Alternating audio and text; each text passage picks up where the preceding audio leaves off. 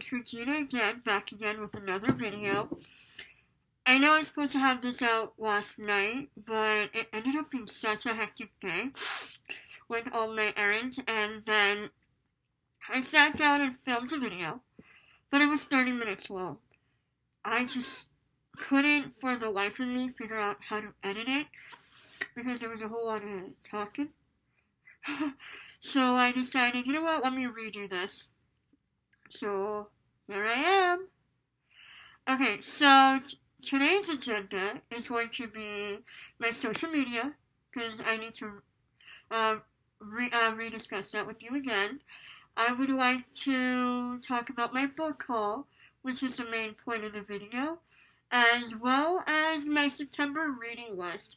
I just picked up a new book, and I'm excited to tell you guys about it. Alright, let's get started. Hello. So, for my social media, I'm going to have the backdrop, well, not the backdrop, the picture of it up here somewhere. What ended up happening was that last week, when I uploaded my video, my handles looked a bit wonky. For example, my Twitter handle that I gave you ended up being someone else's Twitter handle. My mistake. So let's get into it. My Instagram handle is AkioBooks92. My Twitter handle is Akio_Books92. My Goodreads is Regina Kaur. That's it for the social media. Feel free to follow and come along with this new journey that I'm on. And now for the book haul. So I have about 11 books, and every time I pick one up, the lighting gets a little funky. So I'm going to be reading the list from my phone.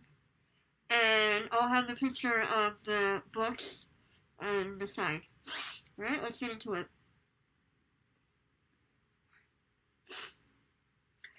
Book number 1 is The Immortalist by Chloe Benjamin. This one is set in New York City when a mystical woman arrives, and she's really good at predicting death. One night, the Gold Children decide to hear their fortune, and the book just follows their journeys. The second one is The Couple Next Door by Shari LaPena. This one is about a couple who seem to have it all, and they decide to have a little get-together in the form of a dinner party one night, and something ends up happening. Suspicion falls on one of the spouses, and they have to try to figure out what exactly happened. The Trials of Apollo. Alright, I finally got the third book in the mail today. I'm so happy. Yes, I know the third book came out last year, but I have the entire Riordan series, or all of his books, in paperback, and I just didn't want to mess up the thing. So got the third book today, and I'm gonna find a way to read the fourth book, which is coming out tomorrow, and I will buy the book at some other point. I'm excited about Apollo and his adventures. The fourth book is The Only Woman in the Room by Marie Benedict. This book is a historical fiction. It is about Hedy Lamarr, who gets married to an Austrian person, and they're in the thick of it during Nazi Germany, and she happens to be a scientist who is quite brilliant, and she picks up on things that other people don't. So one night, she hears about Hitler's plans for the Third Reich, and she decides to flee her country in disguise. And so she becomes a screen star, and now she has to decide about what she's going to do with her secret that involves her husband and the plans that Hitler has for Europe.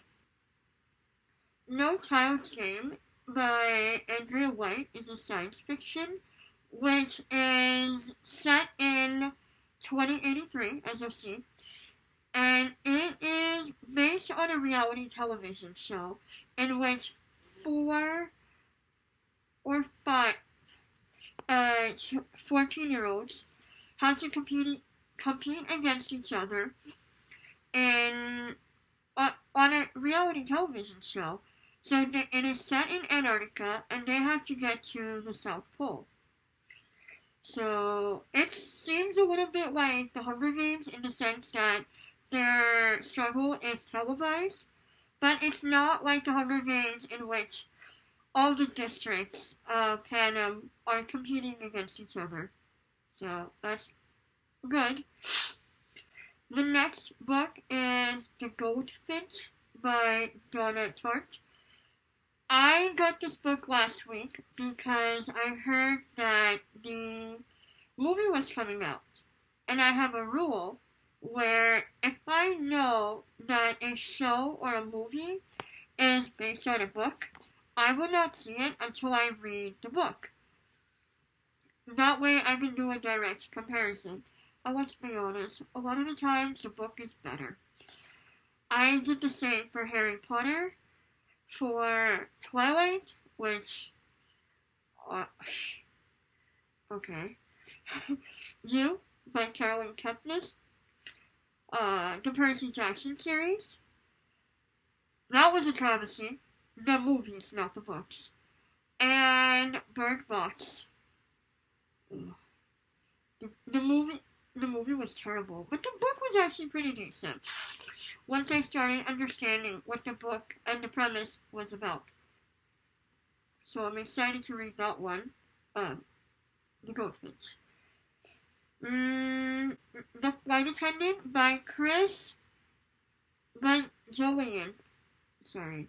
This one is about a flight attendant, as you can see from the title, and she loves to party. She loves to have fun. You know, she's young, and she's traveling all over the world, and she's just having a grand old time. One morning, she wakes up and finds her lover dead. Oh boy. So now she has to piece together what happened the night before and find out how the lover actually died. So it's pretty interesting. And keep an eye out, because this book will come back next month. The Good, the Bad, and the Beagle by Catherine Lloyd Burns. Okay, based on the picture. The dog. The dog was calling out to me, alright? Look at his cute little face. This one is about Veronica Morgans, an 11-year-old who is feeling lonely and friendless, and she just wants someone to understand her. She has parents who love her, but are overbearing. And so there comes in Cadbury, the dog, who is now going to help her come out of her shell. I'm excited about this because of the dog, and the dog's name is Cadbury. And if you're anyone outside of the United States, Cadbury is one of the best chocolates. I grew up on it. It will always be my go-to chocolate brand outside of the country, because the American one doesn't taste as good. The next one, number 9, Butterfly Yellow by Danha Lai. This one is set in war-torn Vietnam. As you may or not know, during what years again? Oh, yes, the 1950s, no, 1940s-ish to the 1970s. So that should be an interesting read because it's about two siblings who are trying to escape, but they get separated in the airport in Vietnam. And so they meet up, or they're reunited, should I say, in a few years, and they have to rediscover their bonds and where they come from, and also discover this new country. They're now in Texas, United States. So that sounds like a really cool read. The next one, Imperial Hubris by Anonymous. I picked it up because of the author. As you know, I don't know who the author is, but I think it's for a good reason. This book deals with terrorism, current events, and the world at large. You know, and how America is trying to set itself apart, and how it deals with terrorism along with America's allies. It sounds pretty cool, and it's up my alley because I'm a teacher, and I'm hoping that this gives me a bit of a background even more, because I'm the generation of 9/11. We had a Remembrance Day last week. No, it was 2 weeks. Nope, it was 2 weeks ago. Sorry. I'm all over the place. 2 weeks ago. And I grew up that day. I remember that day more than any other day in my life. So I'm really interested in finding out more and how the United States is now going to deal with it on a larger scale. The next book is Two Guys from Verona. This, from the title alone, seems like a not really modern, but modern-ish retelling of Romeo and Juliet, but with two males, so it's a gay couple. I'm really excited to read this because I have only read one other LGBT book, and it's nothing against the LGBTQ community. It's just I unfortunately have not really seen any, and it's only because I haven't gone and sought out books written for LGBTQ students and children, and this past summer I realized that that's not going to do me well, because as a teacher I would want to make sure that all my students, regardless of gender, race, identity, what have you not, they all find some kind of representation, whether it's in books or it's in media. And I figured I might as well read up on some books so I can recommend it to them. This book is about two men, Will and Joel, who are trying to figure each other out. And this is set in the end of the 1990s. It's 1999. You know, it's turn of the century. And one of them is married to a woman. And they're now figuring out their own feelings for each other. And they're figuring this out in a world where DOMA, the Defense of Marriage Act, has passed. And after the whole AIDS epidemic of the 1980s, and they're just figuring out how they fit into the fabric of society, and how their love is going to challenge the norms of the society. So that's it for the book haul. I'm really excited to get into these books. Some of these books you'll see again in October. I'm really excited for the month of October. Now for my reading list. So September has come to be a series September in which I read books that are in a series.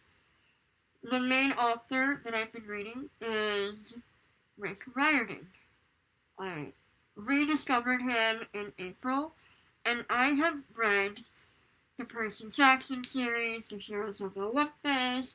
I just started the Kane Chronicles. I also in the middle of the Trials of Apollo, and I have Magnus Chase. I'm really excited. I just finished book 1 of the Kane Chronicles, and I am now reading book 2 of the Kane Chronicles, which is The Throne of Fire. I have to say, I'm loving the Kane Chronicles. It is possibly the most realistic portrayal of sibling rivalry and sibling dynamic. I have a younger brother, and a lot of the times I was like, wow, like some of these dialogues, some of these lines, I had said to my brother, or my brother had said to me. You know, of course, minus the whole Egyptian mythology thing. You know, like all siblings, we argue, we fight, we're really close, you know, and I love seeing that in a book. Not a lot of books that I have read are very accurate in sibling dynamics. You know, it's more like the sibling of the main character is an afterthought, or, I think my brother's here, or it's just a character that the person has to deal with. But this one is two siblings working together, side by side, making sure the world doesn't end. And then we have the Trials of Apollo. Okay, I took the quiz, and my godly parent is Apollo.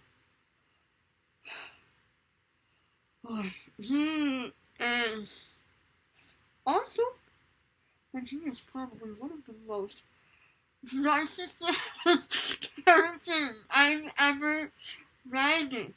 In the point of view, oh my goodness, the second book, there was a moment where I nearly DNF'd that book. It was just, Apollo, I can't. But it slowly started picking up, and I was like, I love the witty banter, and just the adventure. Oh my goodness, I love it. So, that's for the series aspect. And I'm also listening to the audiobook of The Secret Garden. I read this book several years ago. I must have been a child, or at least a teenager, and I don't really remember it, so I'm doing this as an audiobook to see how I like this, like the audiobook, rather than the physical copy, which I normally prefer. And because I read it so young and I'm reading it again, I have, like, my thoughts on it has changed, and I'm picking up on a lot more. I'm definitely looking forward to doing a review of The Secret Garden. Yeah, so that's it. We've covered social media, the book haul, and my September reading list. As always, I will be uploading on Sunday. Feel free to comment below, telling me what you think. Tell me what you're reading. Is there anything that you're looking forward to? Hit the subscribe button, like the video, and yeah, I will see you again soon. Okay, that's it for now. Thank you so much. Have a wonderful day, afternoon, night. I will see you soon. Right? Thank you.